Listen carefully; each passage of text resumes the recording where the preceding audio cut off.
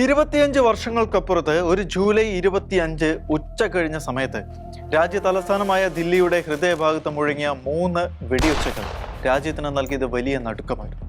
അതിലൊരു വെടിയുണ്ട കടന്നുപോയത് അന്നത്തെ പാർലമെന്റിലെ ഒരു അംഗത്തിന്റെ ഹൃദയത്തിലൂടെയായിരുന്നു. ഒരു കാലത്ത് ആ പേര് കേൾക്കുമ്പോൾ എല്ലാവരും ഞെട്ടിത്തരിച്ചിരുന്നു പോകുമായിരുന്നു. അന്ന് സ്വന്തം വസതിക്ക് മുൻപിൽ വെടിയേറ്റ് വീണ ആ ലോക്സഭാ അംഗത്തിന്റെ പേരായിരുന്നു ഫൂലൻ ദേവി. ഒരു കാലത്ത് ചമ്പൽ കാടുകളെ കീഴടക്കി വാണിരുന്ന സാക്ഷാൽ ബാൻഡിറ്റ് ക്വീൻ ആയിരുന്നു അന്നവിടെ ദാരുണ മരണം ഏറ്റുവാങ്ങി. അതുവരെ ഭയത്തോടെ മാത്രം ജനം കണ്ടിരുന്ന ഫൂലൻ ദേവിയുടെ ജീവിതത്തിന്റെ പിന്നിലേക്ക് നോക്കുമ്പോൾ അവൾ അങ്ങനെ ആയതിന്റെ ചരിത്രം നമ്മുടെ ഉള്ളിൽ തെളിഞ്ഞു. 1963 ഉത്തർപ്രദേശിലെ അതീവ ദരിദ്രമായ ഒരു മല്ല കുടുംബത്തിലായിരുന്നു ഫൂലൻ ജനിച്ചത്. ജാതി വ്യവസ്ഥയും ദാരിദ്ര്യവും വിഴുങ്ങിയ ആ ഗ്രാമത്തിൽ അവൾക്ക് നേരിടേണ്ടി വന്നത് സങ്കല്പിക്കാൻ കഴിയാത്ത അത്ര പീഡനങ്ങളായിരുന്നു. കേവലം 11-ാം വയസ്സിൽ പ്രായപൂർത്തിയാകാത്ത ഫൂലനെ പശുവിനും കുറച്ച് പണത്തിനും പകരമായി പ്രായം ചെന്ന ഒരാൾക്ക് നിർബന്ധിച്ച് വിവാഹം കഴിപ്പിച്ചു കൊടുത്തിടത്തായിരുന്നു അവരുടെ ജീവിതത്തിലെ കൊടിയ ദുരന്തങ്ങൾ ആരംഭിക്കുന്നത്. ആ വിവാഹ ജീവിതത്തിൽ അവർക്ക് ഏറ്റുവാങ്ങേണ്ടതായി വന്നത് ഘോരമായ ലൈംഗിക പീഡനങ്ങളായിരുന്നു. പീഡനങ്ങൾ സഹിക്കവയ്യാതെ ആ കൗമാരക്കാരി അവിടെ നിന്നും സ്വന്തം ഗ്രാമത്തിൽ തിരിച്ചെത്തിയെങ്കിലും അവളെ കാത്തിരുന്നത് ഉയർന്ന ജാതിക്കാരായ ഭൂപ്രഭുക്കന്മാരുടെ അതീവ ക്രൂരമായ പീഡനങ്ങളായിരുന്നു.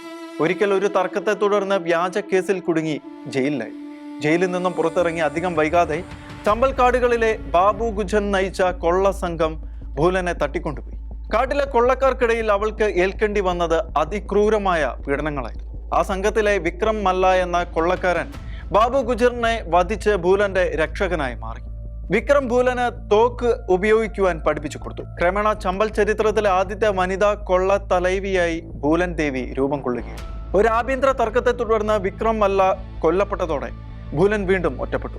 ഉയർന്ന ജാതിക്കാരായ ഠാക്കൂർ വിഭാഗത്തിൽപ്പെട്ട കൊള്ളക്കാർ അവളെ തടവിലാക്കി ഭേമായി എന്ന ഗ്രാമത്തിൽ എത്തിച്ചു. അവിടെ ഒരു മുറിയിൽ പൂട്ടിയിട്ട് 3 ആഴ്ചകളുള്ള ആ ഗ്രാമത്തിലെ പുരുഷന്മാർ അവളെ കൂട്ട ബലാത്സംഗത്തിനിരയാക്കി. ക്രൂരന്മാരായ പുരുഷന്മാരുടെ ആസക്തികൾക്കിരയായി ചതച്ചരയ്ക്കപ്പെട്ട ആ ശരീരവുമായി അവൾ ആ തടവറയിൽ നിന്നും പുറത്തു ചാടി. എന്നാൽ ഇത്തവണ അവൾ തിരിച്ചു വന്നത് കരയുന്ന ഇരയായി ആയിരുന്നില്ല. കയ്യിൽ ഇൻസാസ് റൈഫിൾ എന്തിയ സംഹാര രൂപിയായി മാറിയിരുന്നു.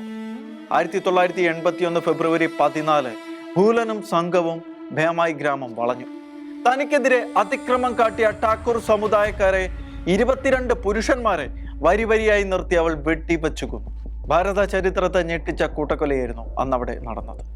അതോടെ നിയമം ഫൂലനെ ക്രൂരയായ വേട്ടക്കാരിയായി പ്രഖ്യാപിച്ചു.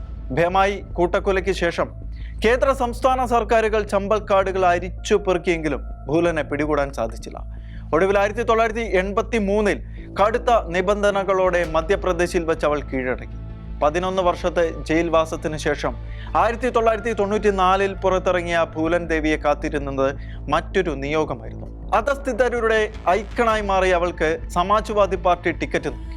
1996 മിർസാപൂരിൽ നിന്നും മത്സരിച്ച ഫൂലൻ ദേവി വമ്പിച്ച ഭൂരിപക്ഷത്തോടെയായിരുന്നു ഇന്ത്യൻ പാർലമെന്റിലേക്ക് തിരഞ്ഞെടുക്കപ്പെട്ടത്. ഭൂതകാലത്തിലെ ചോരക്കറകൾ മായ്ക്കാൻ അവൾ ആവത് ശ്രമിച്ചുവെങ്കിലും ചരിത്രത്തിൽ അത് ജീവനോടെ തന്നെ കിടക്കുകയായിരുന്നു. ഭേമായിൽ ഫൂലന്റെ കൈകളാൽ കൊല്ലപ്പെട്ടവരുടെ പ്രതികാരവുമായി ഷെർസിംഗ് റാണ എന്ന യുവാവ് ഡൽഹിയിലെത്തുകയും തക്കം പാർത്തിരുന്ന അവൻ 2001 ജൂലൈ 25 ഫൂലൻ ദേവിക്ക് നേരെ വെടിയുതിർക്കുകയും ചെയ്തു.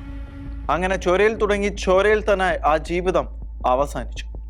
ഫൂലൻ ദേവി ചെയ്ത ക്രൂരതകൾക്ക് നിയമത്തിന്റെ കണ്ണുകളിൽ ഒരിക്കലും ന്യായീകരണം ഉണ്ടായിരുന്നില്ല. എന്നാൽ അങ്ങേയറ്റം ദരിദ്രയായിരുന്ന ഒരു പെൺകുട്ടിയെ ആയുധമെടുക്കാൻ പ്രേരിപ്പിക്കുകയും ജാതി വ്യവസ്ഥയുടെയും അതിക്രമങ്ങളുടെയും കാഴ്ച കൂടിയാണ് ആ ജീവിതം. കാട്ടിലെ നിയമമില്ലായ്മയിൽ നിന്നും ജനാധിപത്യത്തിന്റെ ശ്രീകോവിൽ വരെ എത്തിയ ഫൂലൻ ദേവി സാമൂഹിക വ്യവസ്ഥകളുടെ ക്രൂരമായ താവഴികളുടെ നിത്യ സ്മാരകമായി ഇന്നും ചരിത്രത്തിൽ നിലകൊള്ളുന്നു.